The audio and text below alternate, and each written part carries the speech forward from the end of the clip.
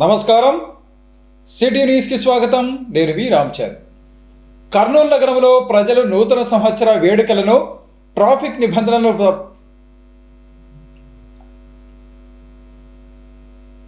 నమస్కారం. సిటీ న్యూస్కి స్వాగతం. నేను వి రామచంద్.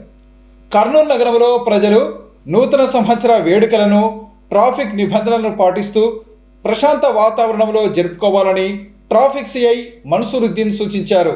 ఈ మేరకు నూతన సంవత్సర వేడుకలకు సంబంధించి ఆయన ప్రజలకు పలు సూచనలు చేశారు.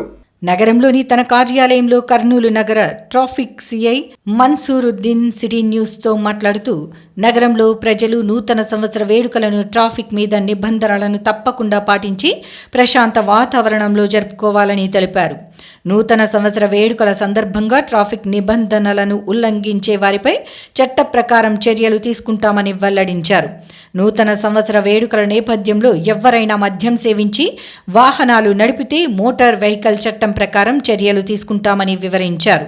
నగరంలోని అన్ని ప్రాంతాలలో డ్రంక్ అండ్ డ్రైవ్ టెస్ట్లను ఏర్పాటు చేశామని వివరించారు. అలాగే బహిరంగ ప్రదేశాల్లో కేకులు కట్ చేయటం, మద్యం సేవించటం వంటి చర్యలకు పాల్పడితే చట్ట ప్రకారం చర్యలు తీసుకుంటామని వెల్లడించారు. ముఖ్యంగా యువత నూతన సంవత్సర వేడుకల సందర్భంగా ద్విచక్ర వాహనాలకు సైలెన్సర్లు తీసివేసి పెద్ద శబ్దంతో నగరంలో తిరిగితే చర్యలు తప్పవని హెచ్చరించారు. నూతన సంవత్సర వేడుకలను యువత ఎవరికీ ఇబ్బంది లేకుండా నిర్వహించుకోవాలని కోరారు. నమస్కారము. కర్నూలు ట్రాఫిక్ పోలీస్ తరపు నుండి ఎస్పీ గారి సూచనల మేరకు DSP Babuprasad sir SDPO Kurnool వారి సూచనల మేరకు ఈరోజు సాయంత్రము కర్నూలు పట్టణం నందు, కర్నూలు సిటీ నందు కొన్ని విషయాలు ప్రజలు అందరూ గమనించుకోవాల్సిన అవసరం ఉన్న విషయాలు. మొదటిది, ఈరోజు సాయంత్రము 11 ఆ ప్రాంతాల్లో 12 వరకు 1 గంట వరకు ప్రజలు హ్యూజ్ గ్యాదరింగ్ జరుగుతుంది. ఆ జరిగినప్పుడు దాంట్లో చిన్నపిల్లలు, ఆడవాళ్ళు, ఉమెన్, గర్ల్స్ ఇలాంటి వెనరబుల్ గ్రూప్స్ ఉంటాయి. ఉన్నప్పుడు వాళ్ళను ఈటీజింగ్ ఎలాంటివి చేయకూడదు.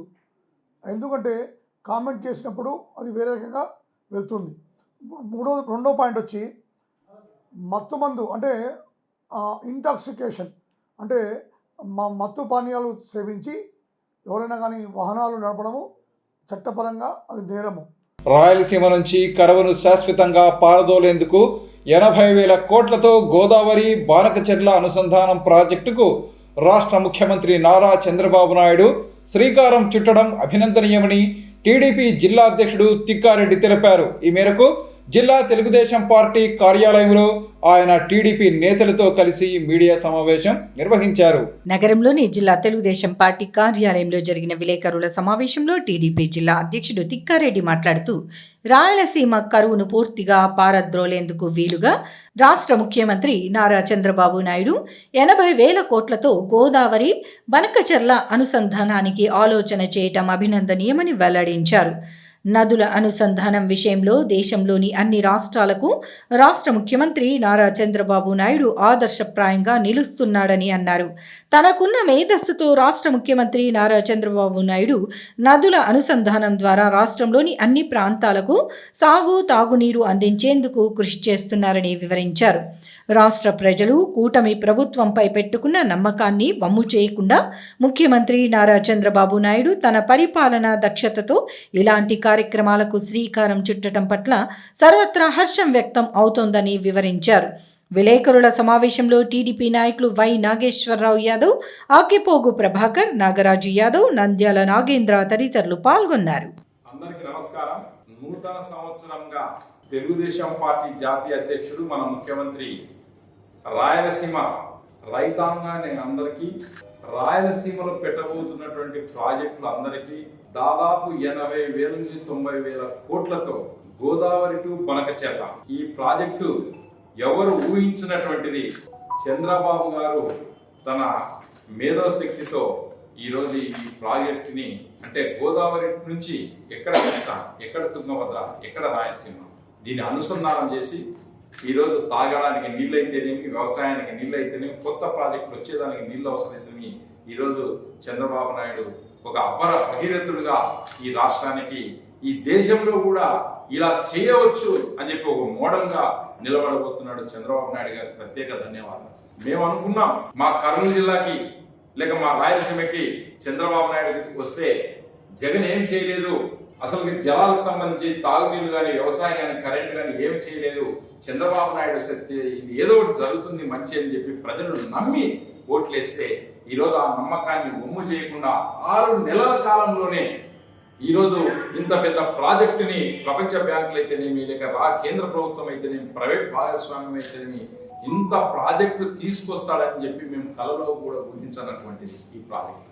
ఎందుకంటే తాగడానికి గుక్కెడి నీళ్లు లేవు, కడుపు చేత పట్టుకొని బతకడానికి పోతా ఉన్నారు.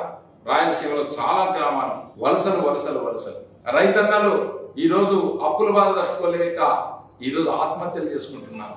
వీటన్నిటిని చూసి ఏ ఒక్క పరిశ్రమ పెట్టాలన్నా నీటి సదుపాయం లేదు. కాబట్టి చంద్రబాబు నాయుడు గారు ఇవన్నిటిని దృష్టిలో పెట్టుకొని ఈ రాయలసీమని సస్యశ్యామలం చేయాలి, రాయలసీమని రత్నాలసీమ చేయాలని ఆయన ఒక నవ్వుతో నభవిష్యత్ అన్నట్టు పదంగా చేశారు. ఆ రాజు మనం విన్నాం, కాటన్ దొర గారు ఈస్ట్ గోదావరి వెస్ట్ గోదావరిలో ఎక్కడ పోయినా కాటన్ దొర గారి బొమ్మలు ఉంటున్నాయి. ఎందుకంటే అక్కడ ఉన్న రైతాంగానికి అక్కడ ఉన్నటువంటి ప్రజానికానికి ప్రతి ఎకరాకి నీళ్ళు ఇచ్చినటువంటి మహానుభావుడు కాటన్ దొర. ఆ కాటన్ దొర గారు ఎలా చేశారో అంతకంటే రెట్టింపుగా చంద్రబాబు నాయుడు గారు ఈ రోజు తన రుణం తీర్చుకోబోతున్నాడు. అలాగే ఆయన నుంచి తెలుగుదేశం పార్టీకి తెలుగుదేశం నాయకులకి మంచి జరగబోతుంది అని చెప్పి ఈరోజు మీ అందరికీ పత్రికాముఖంగానే తెలియజేస్తున్నాను. జిల్లాలో ఎస్సీల కులగణన కార్యక్రమంలో భాగంగా కొన్ని ప్రాంతాల్లో ఇతర సామాజిక వర్గాలను ఎస్సీ జాబితాలో చేర్చారని, దీనిపై విచారణ జరిపించాలని ఎంఆర్పీఎస్ రాష్ట్ర వర్కింగ్ ప్రెసిడెంట్ రమేష్ డిమాండ్ చేశారు.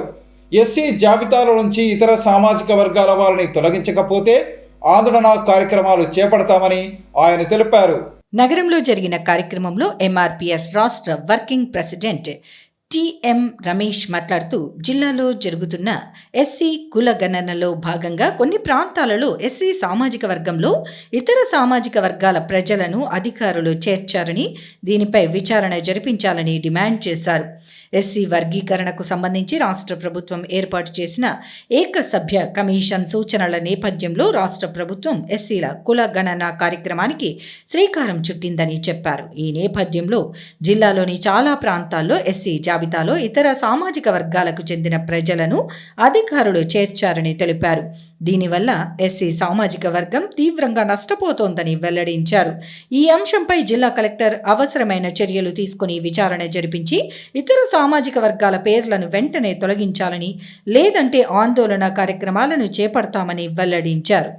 ప్రభుత్వం ఎస్సీ వర్గీకరణ బిల్లు సుప్రీంకోర్టు సమర్థించి రాష్ట్ర ప్రభుత్వాలు వెనకబడిన కులాలకు ఆర్థిక స్థితిగతులు తెలుసుకొని వారికి రిజర్వేషన్ ఫలాలు అందించాలనే ఉద్దేశంతో గౌరవ ముఖ్యమంత్రి నారా చంద్రబాబు నాయుడు గారు మరి రాజీవ్ రంజన్ మిశ్రా గారిని ఏకసభ్య కమిషన్ వేసి రాష్ట్రంలో అన్ని జిల్లాల పర్యటనకు చేపడుతున్న సందర్భంలో ఉన్నతాధికారులు రాష్ట్రంలో ఉన్నటువంటి అన్ని సచివాలయాల్లోన ఎస్సీ కులగణన చేపట్టడం జరుగుతూ ఉంది. ఆంధ్రప్రదేశ్ రాష్ట్రంలోని కర్నూలు జిల్లాలో అన్ని సచివాలయ పరిధిలోని ఎస్సీ జాబితాలోకి రెడ్డి కులస్తులు, కురువ బీసీ కులస్తులు మరి ఇతరత్ర ఉన్నత కులాల వారు ఎస్సీ జాబితాలో చేర్చడం జరిగింది.